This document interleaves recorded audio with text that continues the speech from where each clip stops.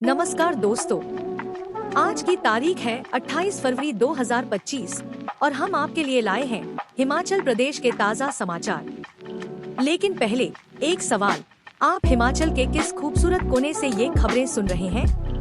नीचे कमेंट करके जरूर बताएं।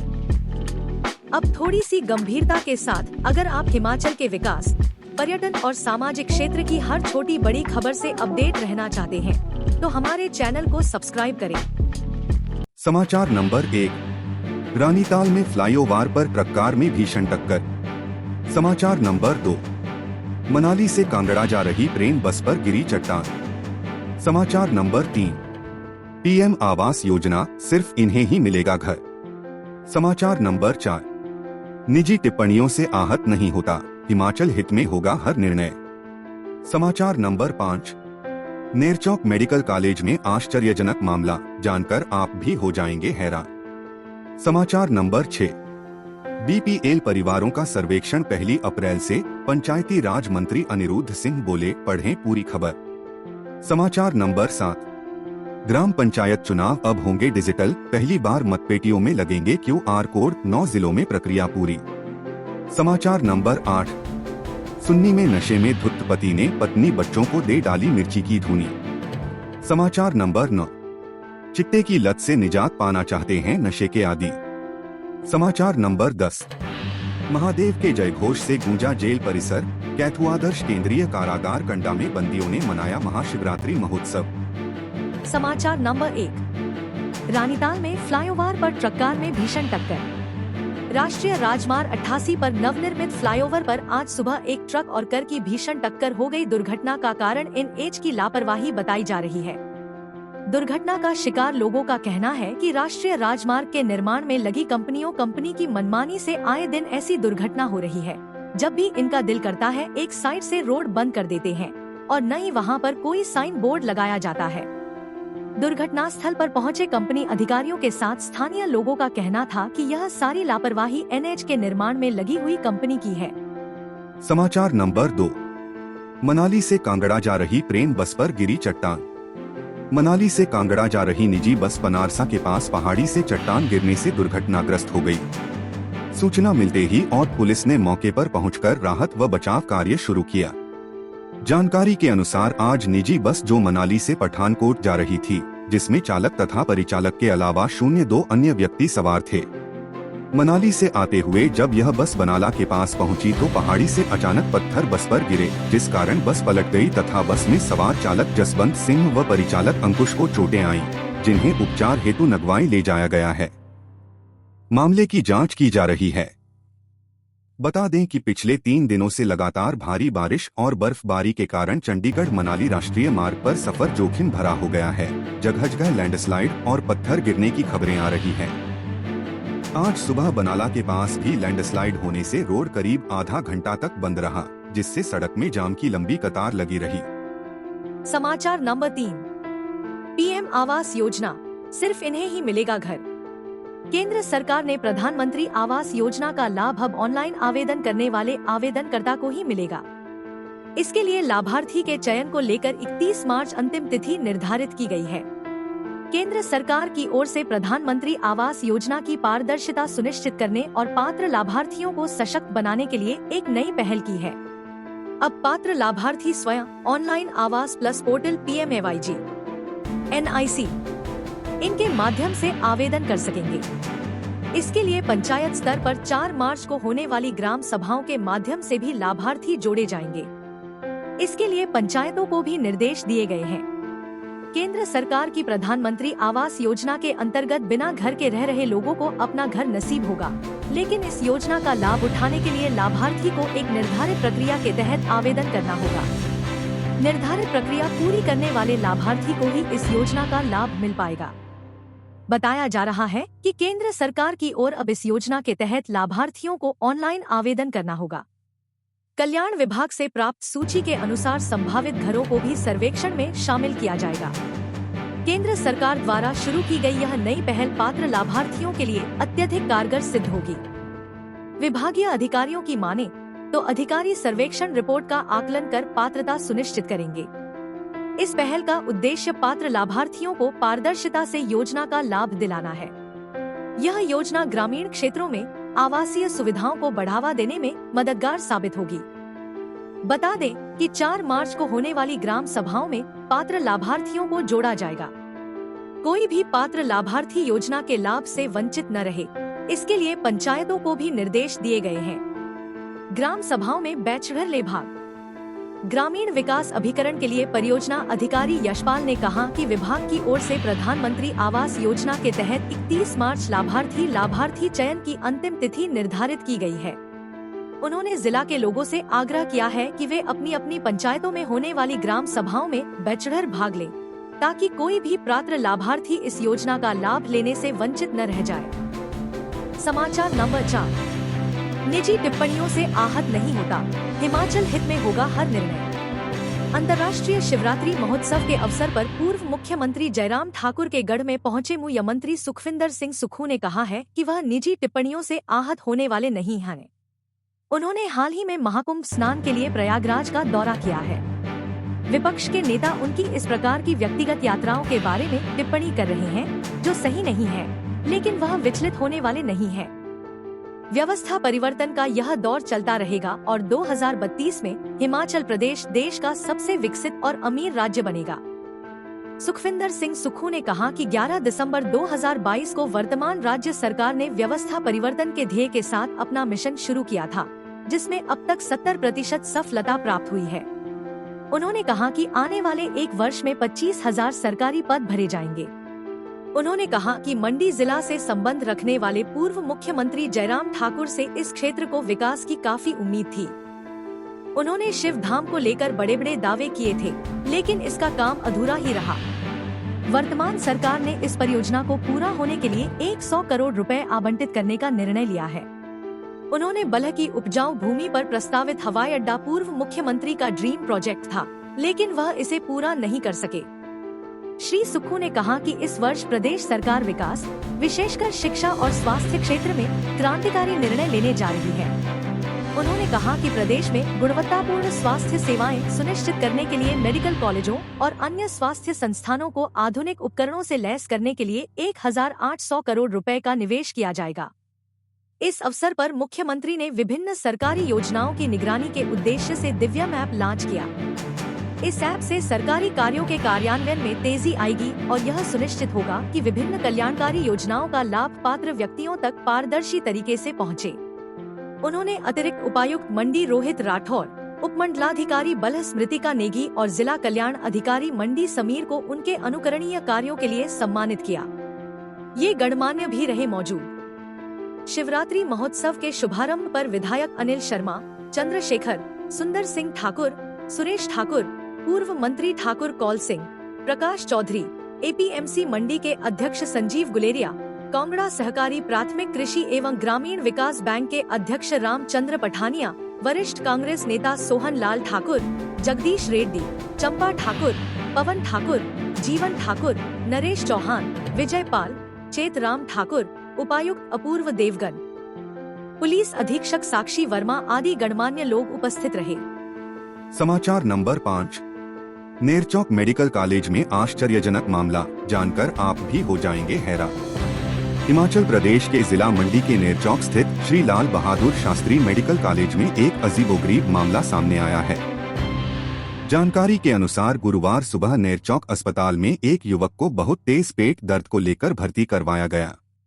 चिकित्सकों द्वारा उपचार के दौरान करवाए गए टेस्ट पर तुरंत ऑपरेशन करने का फैसला लिया गया। करीब 3 घंटे तक चली सर्जरी में रोगी के पेट से चिकित्सकों ने फोर्क, चाकू, सुई, पेंसिल व 12 अन्य सामान निकाला गया। ऑपरेशन के दौरान मरीज के पेट से इतना सामान निकलने पर चिकित्सक भी हैरत में पड़ गए। हर कोई मरीज के जीवित होने पर भी आश्चर्यचकित है। परिजनों द्वारा बताया गया कि 27 वर्षीय कठलग निवासी यह युवक मानसिक रोग से ग्रस्त है और पिछले कुछ वर्षों से घर पर ही रह रहा है। 2006 में पिता को खो देने के उपरांत अब वह अपनी माता और भाई के साथ घर पर ही रहता है। परिवार वालों के अनुसार सटू की पढ़ाई करने के उपरांत कोचिंग के लिए उसे चंडीगढ़ भेजा गया था, लेकिन कोचिंग में 1 वर्ष लगाने के बाद उसकी मानसिक स्थिति कुछ खराब हो गई, जिसके चलते उसे घर वापस लाना पड़ा। तब से लेकर वह घर पर गुमसुम सा रहता है।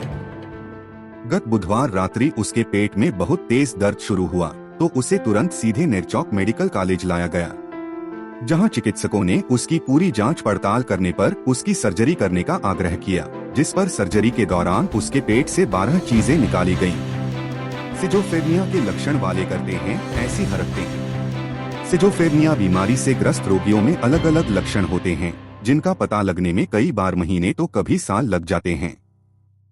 इसके रोगी कुछ भी खा लेते हैं, वे क्या बोल रहे हैं या कर रहे हैं पर उनका कोई नियंत्रण नहीं होता।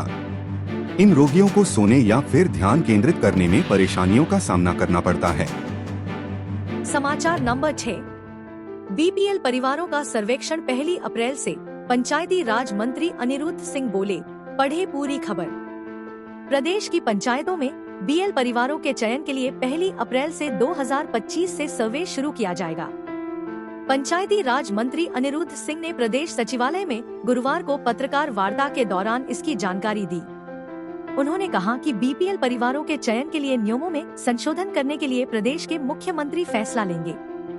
मंत्री अनिरुद्ध सिंह ने कहा कि प्रदेश में बीपीएल परिवारों के चयन के लिए नए सिरे से सर्वे किया जाएगा। बीपीएल सर्वे के लिए नई गाइडलाइन बनाई गई है। कई बार प्रधान अपने चहेते परिवारों को बीपीएल सूची में शामिल कर देते हैं। प्रदेश की पंचायतों में बीएल परिवारों की संख्या सीमित है और पात्र परिवारों को ही बीपीएल सूची में शामिल किया जाए, इसके लिए प्रयास किया जा रहा है। प्रदेश में बीपीएल परिवारों के चयन के लिए बीडीओ और एसडीएम को अधिकृत किया गया है, ताकि पात्र परिवारों को ही बीपीएल परिवारों का चयन किया जा सके। पंचायती राज मंत्री अनिरुद्ध सिंह ने कहा कि प्रदेश में 700 से अधिक नई पंचायतों के प्रस्ताव जिला उपायुक्तों के माध्यम से मिले हैं। एक पंचायत बनाने के लिए पंचायत कार्यालय और स्टाफ तैनात करने के लिए 7 से 8 करोड़ का खर्च होता है।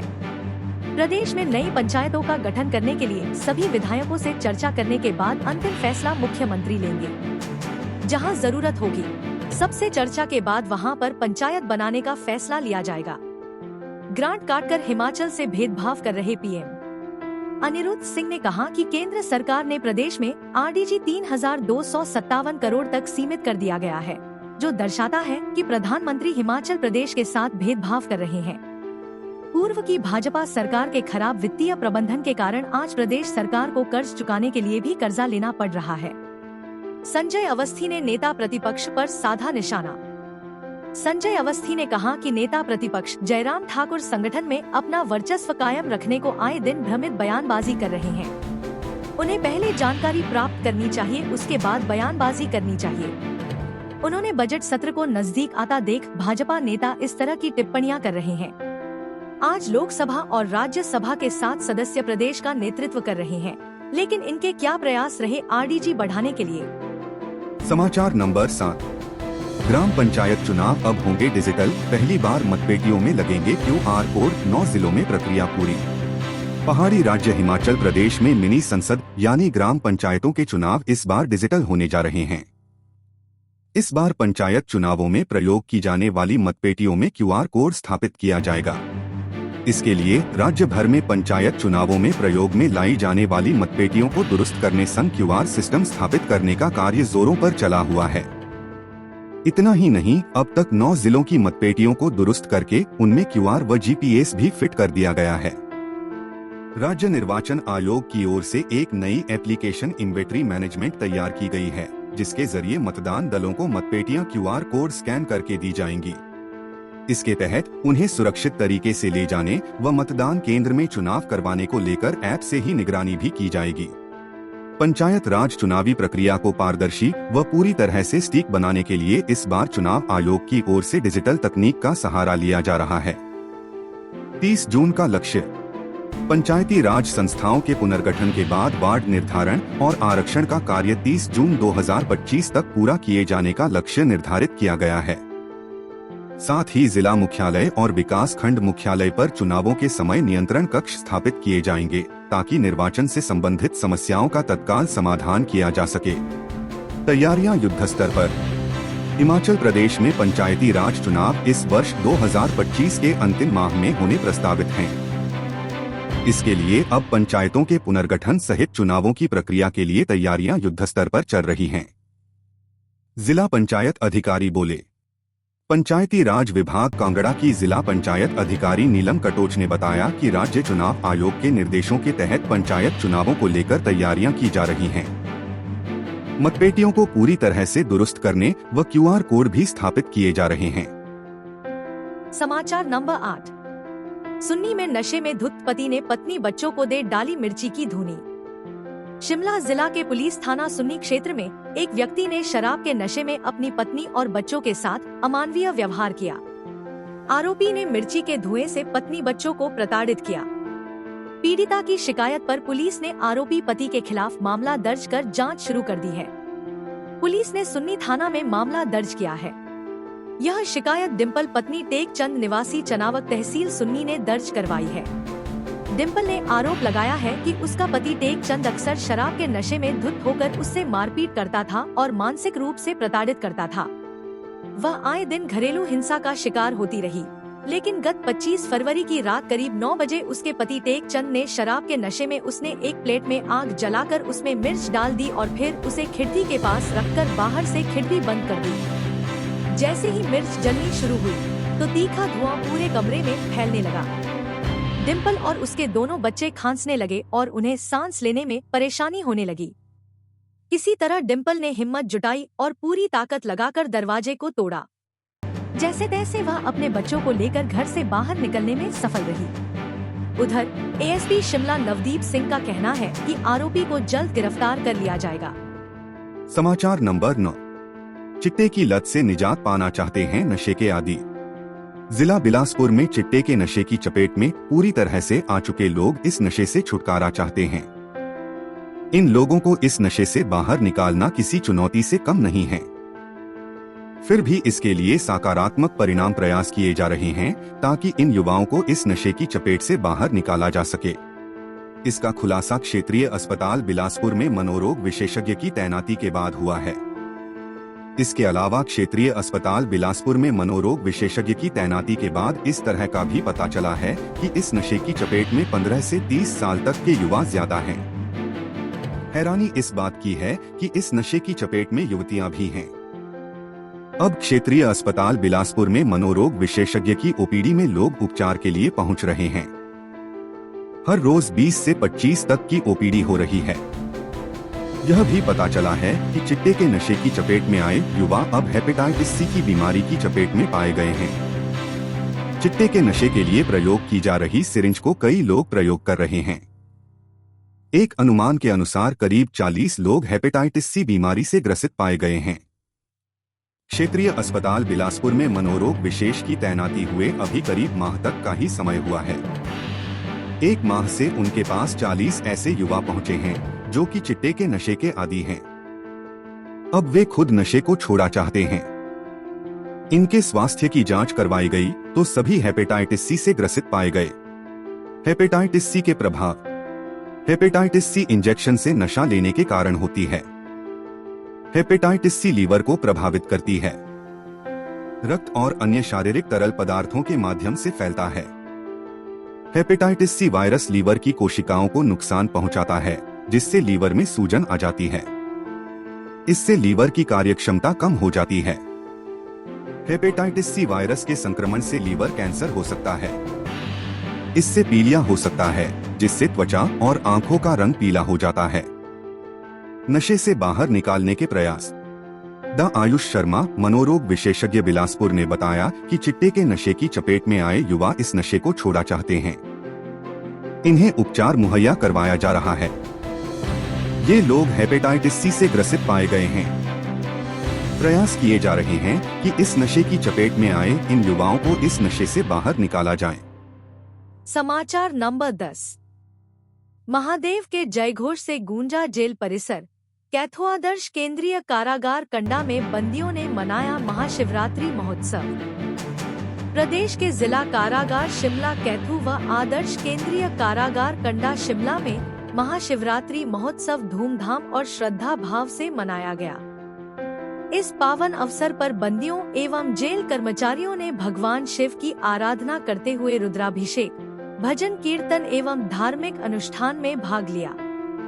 महाशिवरात्रि के इस विशेष अवसर पर महानिदेशक कामगार संजीव रंजन ओझा द्वारा प्रयागराज महाकुंभ से लाया गया पावन त्रिवेणी संगम जल सभी बंदियों को स्नान हेतु वितरित किया गया।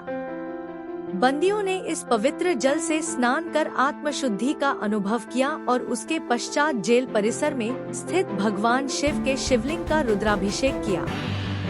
इस अवसर पर कारागार परिसर हर हर महादेव और हर हर गंगे के जयकारों से गूंज उठा और पूरा वातावरण भक्तिमय हो गया। पूजा अर्चना के बाद बंदियों एवं जेल कर्मचारियों द्वारा शिव महिमा का गुणगान करते हुए भजन कीर्तन का आयोजन किया गया।